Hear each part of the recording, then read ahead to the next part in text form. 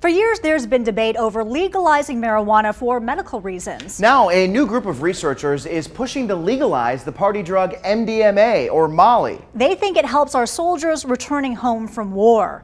2 Wants to Know's Ben Briscoe is digging deeper into the drug's possibility as a new treatment for PTSD. Molly. MDMA. Strongest ecstasy I've ever done in my life. The party drug. It has a lot of names. Soon, it could also be called treatment for post-traumatic stress disorder.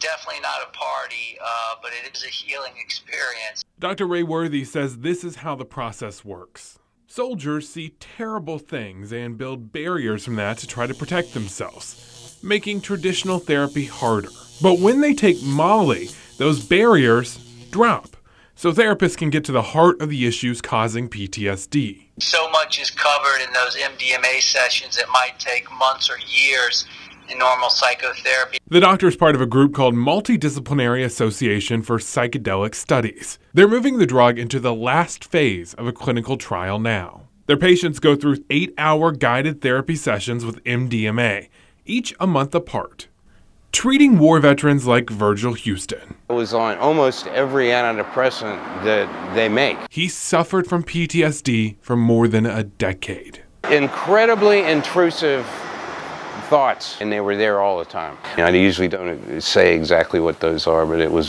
there's blood and guts involved and bad things happening to civilians. Then he saw an article on Facebook about the study and signed up, saying he loves the results. It's been 4 years. It's holding. I'm pretty convinced it's permanent. The researchers say they have a 68% success rate in their trial, compared to 40% of patients who use traditional treatments like group therapy and antidepressants. Comparatively, with these preliminary results, I would say it's unprecedented.